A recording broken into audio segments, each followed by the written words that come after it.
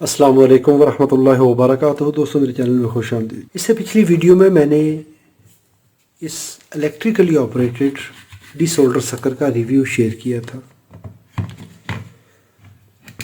ये मुझे Temu online की तरफ से फ्री गिफ्ट आया इसका रिव्यू करने के लिए कि इसको देखें, ताकि अगर ये व्यूअर्स के लिए फ़ायदा मंद है तो वो इसको ले सकें। तो मुझे कुछ कमेंट्स आए उस वीडियो पे कि जी इसमें एक तो प्रॉब्लम ये है कि इसकी नोज़ल साइज़ जो है वो बड़ा है। किसी ऐसी जगह पे डिसऑर्डर करना चाहते हैं, मिसाल के तौर पे ये आईसी निकालनी है, तो इस पे अगर ये इस नोज़ल को लगाएंगे तो ये इसको तो गर्म करेगी, साथ वाली पिनों का सोल्डर भी ये इकट्ठा कर लेती है। तो ये वाकई इसमें एक प्रॉब्लम है। अगर मैन्युफैक्चरर इसका बिट का आउटर डायामीटर, जो नोज़ल का आउटर डायामीटर है, बाहर वाली साइड से इसका साइज़ छोटा कर दे तो फिर वो काम करेगी, जैसे ब्रांडेड डिसोल्डरिंग आयरन में होता है।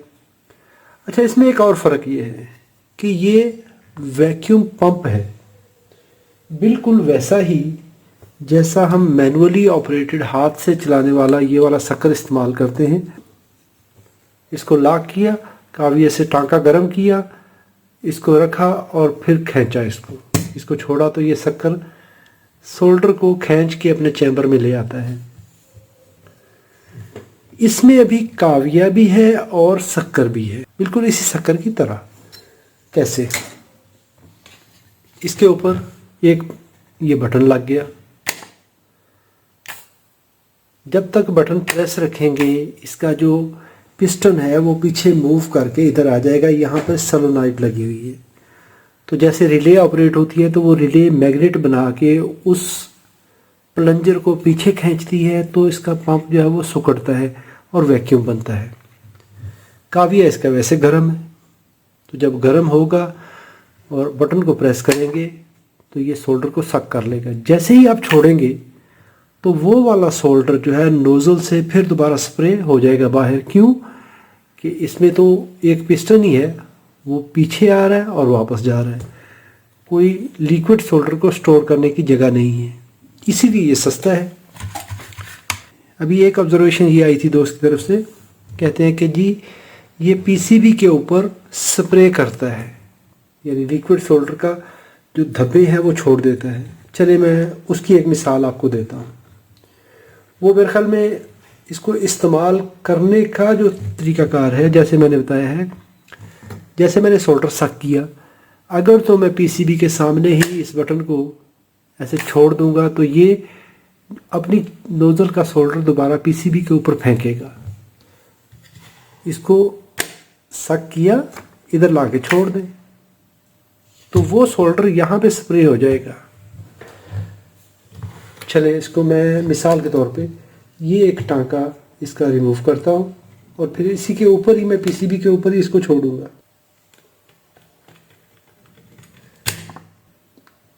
किया, अभी तक इसने इसके ऊपर लिक्विड सोल्डर नहीं छोड़ा, लेकिन जैसे ही मैं करता हूँ तो ये देखें,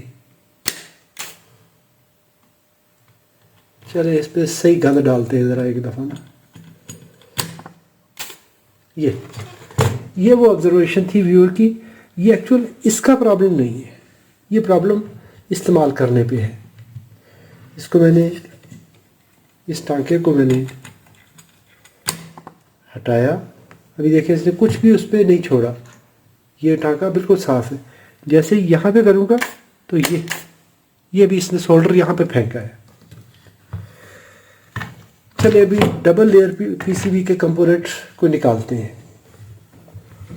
मिसाल के तौर पे मैं इस पीसीबी में से, चलिए यहाँ पर ये लगा हुआ है एमओवी, इसको निकालते हैं। अच्छी थर्मल कंडक्टिविटी के लिए इसको सोल्डर एक दफ़ा रीटच कर लेंगे।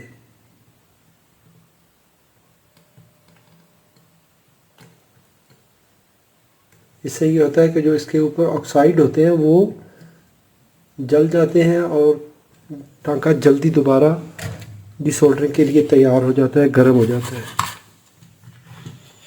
जब सोल्डर करते हैं इसको थोड़ा सा इस एंगल पे रख लें तो मेरे ख्याल में ज़्यादा ये इजी हो जाता है।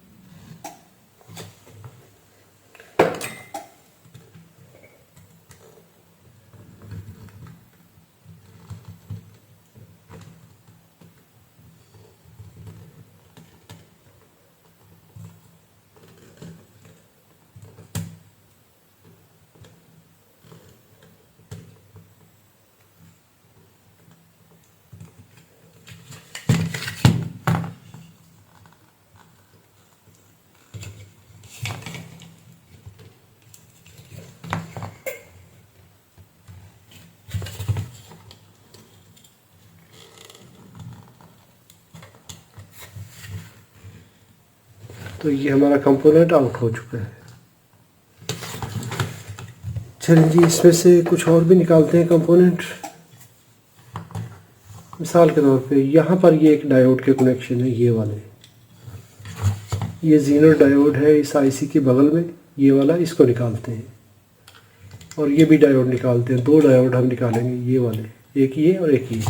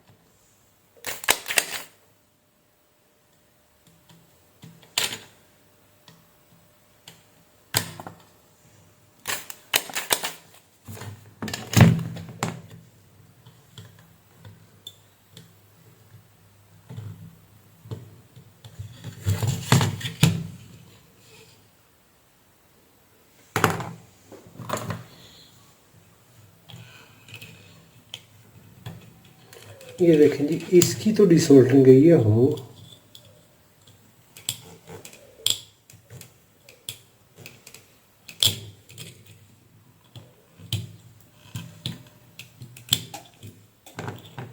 ये तो डिसोल्डर हो गया। इसको देखते हैं।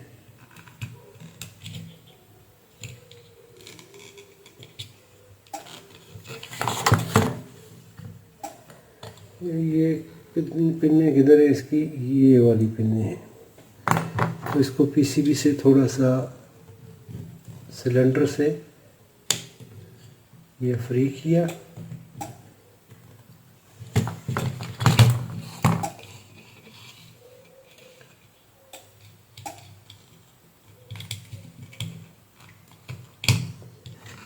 अभी हम क्या करते हैं, इस आईसी को निकालते हैं। उसी तरीके से एक दफ़ा सोल्डर टच कर लेंगे।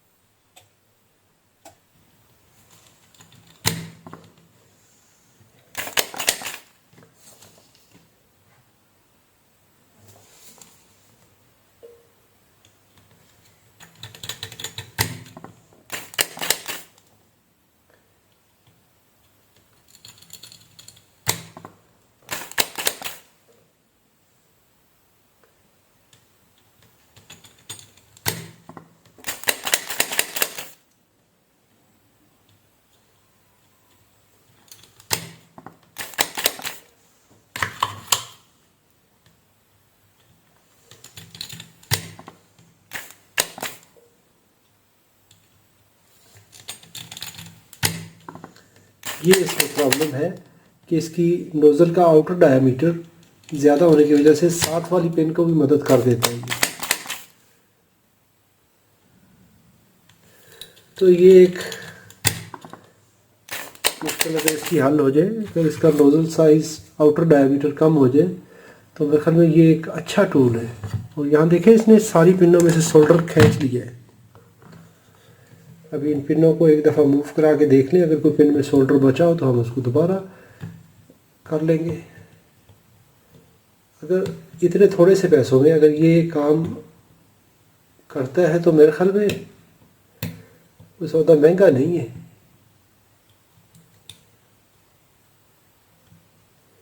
अगर इसी को मैं कंपेयर करूं तो मेरे पास वेलर का स्टेशन है, तो वेलर का कंट्रोलर डिसोल्डरिंग गन वो तकरीबन कोई $4000 से ऊपर है। हेलो जी, है पे जी।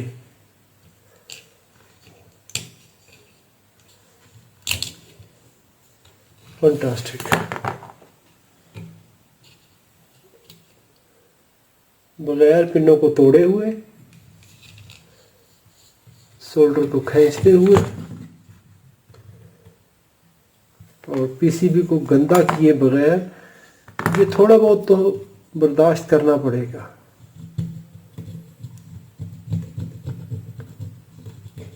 मैं किसी प्रोडक्ट की मशहूरी नहीं कर रहा हूँ कि तो ये ना सोचो कि इन्हें पैसे फड़े रहे उस कंपनी को लो। नहीं जी, मैंने उससे, हालांकि वो पेड प्रमोशन के लिए कहते हैं कि जी आप पैसे लो और पैसे लेके तो प्रमोशन करो, मैं उस तरह का काम नहीं करता हूँ। उन्होंने कहा जी ठीक है, फिर ये चीज़ें ले लें, इसका जो भी रिव्यू बनता है वो आप अपने व्यूअर्स के साथ शेयर करें। तो मेरे ख्याल में एक अच्छी डिसोल्डरिंग हुई है। अगर देखा जाए तो मेरे ख्याल में इसकी प्राइस, इसकी क्वालिटी के मुआवजे के बाद हम कह सकते हैं कि ये टूल यूज़फुल टूल है। वीडियो अच्छी लगी हो तो लाइक कर लीजिएगा, सवाल हो तो कमेंट में लिखिए। अपना और अपने प्यारों का बहुत सारा ख्याल रखिए। अल्लाह रब्बुल इज़्ज़त आप सबको सलामत रखे, अपनी हिफाजत में रखे। अस्सलामु अलैकुम व रहमतुल्लाहि व बरकातहू।